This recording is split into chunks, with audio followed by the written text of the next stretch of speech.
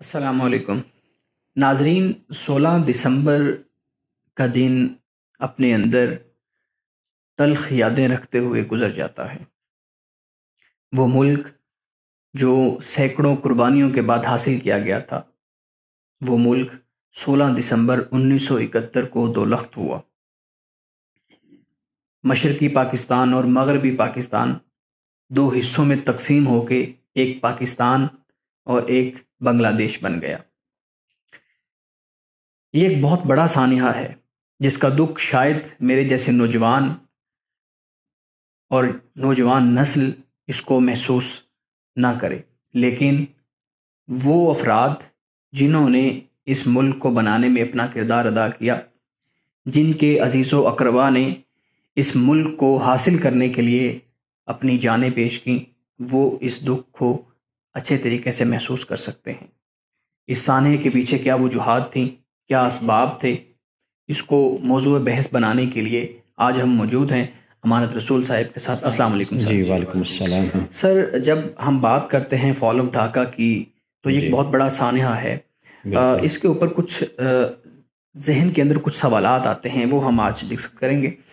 سب سے پہلے تو سر ہمیں یہ بتائیں کہ ہمارے سامنے دو گروہ آتے ہیں، ایک وہ جو اس سانحے کا ذمہ دار خاص طور پہ بھارت جو ہمارا ہمسایہ ملک ہے اس کی سازشوں اور اس کو ٹھہراتا ہے کہ اس سانحے کا ذمہ دار وہ ہے۔ دوسری طرف وہ گروہ آ جاتا ہے جو کہتا ہے کہ نہیں، خاص طور پہ پاکستان کے سیاستدان اور کچھ جنرلز اس سانحے کے ذمہ دار ہیں۔ آپ کے خیال میں کون اس سانحے کا ذمہ دار ہے؟ کس طریقے سے دیکھتے ہیں اس کو؟ دیکھیے، پہلی بات تو یہ ہے کہ ہمیشہ جو خرابی جنم لیتی ہے وہ اندر سے ہی پیدا ہوتی ہے، یعنی داخلی حوالے سے۔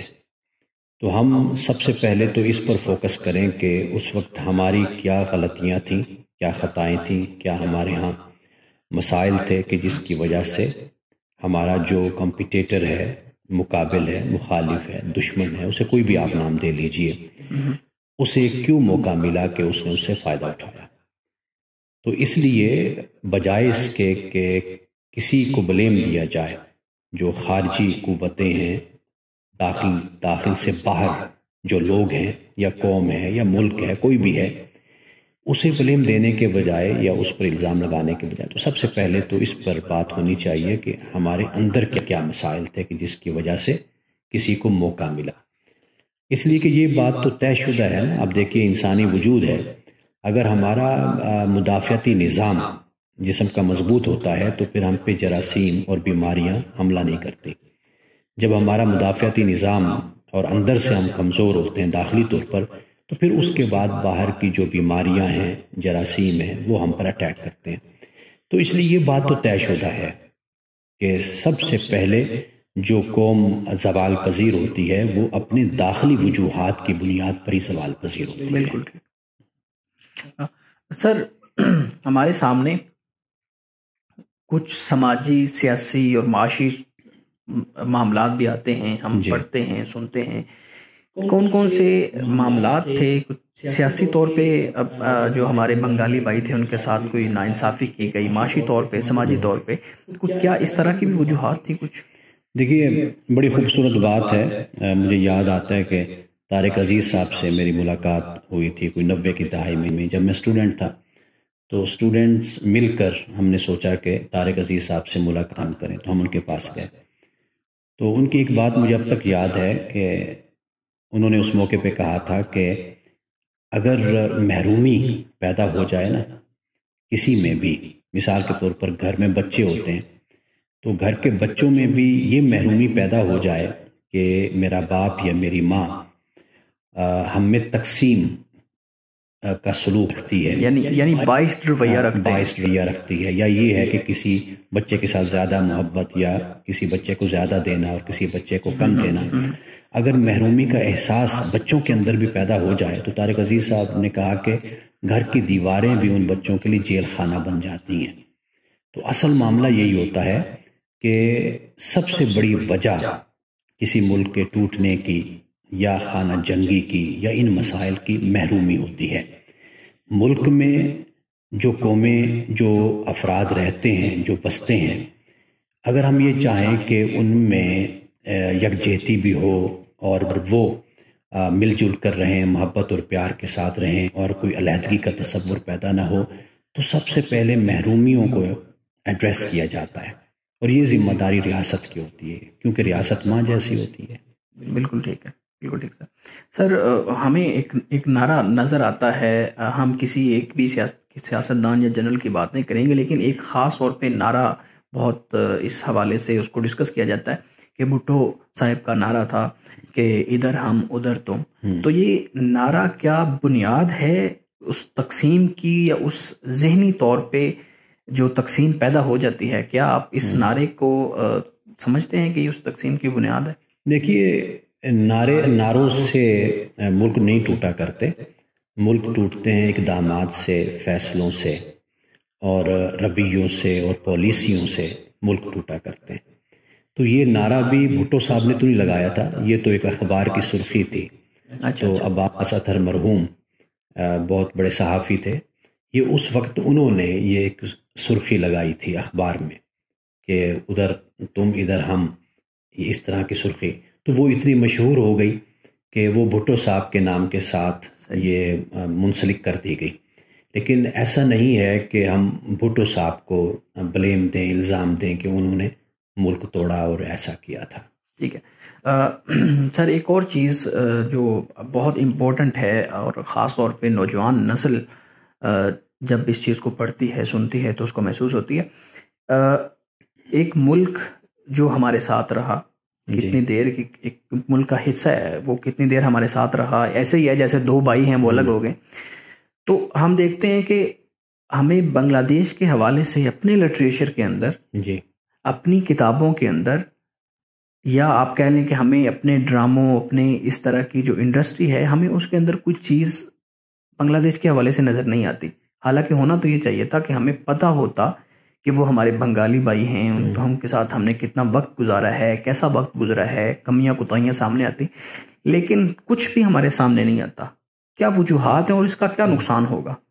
دیکھیے، حضرت قائد اعظم رحمۃ اللہ تعالی علیہ نے جس طرح غیر مسلموں کو اپنے ساتھ ملایا تھا، یعنی کرسچنز تھے، پارسی تھے اور دوسرے مذہب سے تعلق رکھنے والے لوگ تھے، اسی طرح مغربی اور مشرقی پاکستان، آپ کو معلوم ہے کہ ان میں زمینی فاصلہ ہے کافی، لیکن اس کے باوجود حضرت قائد اعظم نے یہ کہا تھا کہ چونکہ ہمارا مذہب ایک ہے، ہم اسلام کو فالو کرنے والے ہیں، تو بنیاد مذہب کو بیان کیا حضرت قائد اعظم نے، اور اس بنیاد پر بنگال اور یہ پاکستان، یوں کہہ لیجیے مغربی پاکستان اور مشرقی پاکستان، ان دونوں کا اس طرح الحاق ہوا تھا۔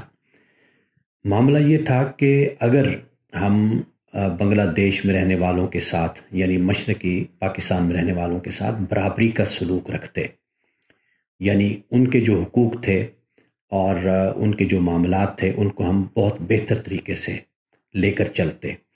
حضرت قائد اعظم کی وفات، پھر اس کے بعد نواب زادہ لیاقت علی خان، وہ بھی دنیا سے چلے گئے، اور پھر ہمارے ہاں جو ایک بیوروکریسی، یا اس کے علاوہ جیسے آپ نے کہا جنرلز اور دیگر جو طبقات تھے، وہ جو اس میں شامل ہوئے، اور انہوں نے جس طرح صرف اپنے ذاتی مفاد کو مد نظر رکھا اور یہ نہیں دیکھا کہ پاکستان کا مفاد، مشرقی پاکستان اور مغربی پاکستان، ان کا مفاد کس میں ہے۔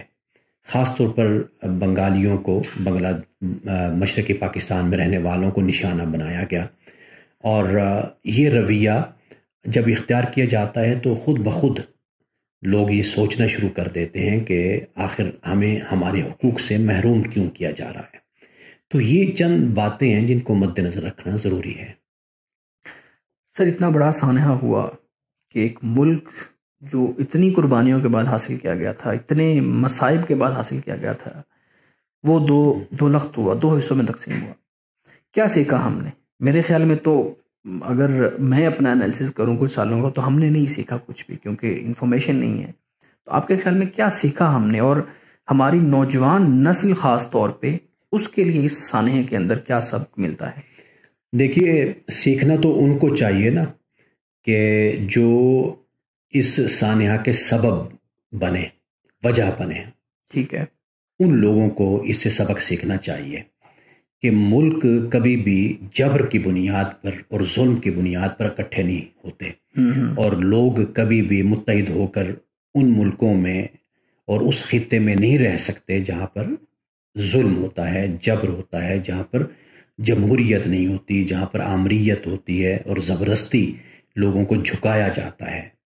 تو وہاں پر لوگ کبھی بھی، سب سے پہلے تو ان لوگوں کو سبق سیکھنا چاہیے اس سے، اور قومیں سبق سیکھ کر ہی آگے بڑھتی، غلطیاں سب سے ہوتی ہیں، قوموں سے ہوتی ہیں، افراد سے ہوتی ہیں، پھر وہ ان سے سبق سیکھ کر یہ خیال کرتے ہیں کہ بھئی یہ جو غلطیاں ہم سے ماضی میں ہوئی ہمیں آئندہ نہیں کرنی، اور جس طرح کا رویہ ہم نے مشرقی پاکستان جب ہمارے ساتھ تھا ہم نے اختیار کیا، تو اب ہمیں وہ رویہ اختیار نہیں کرنا۔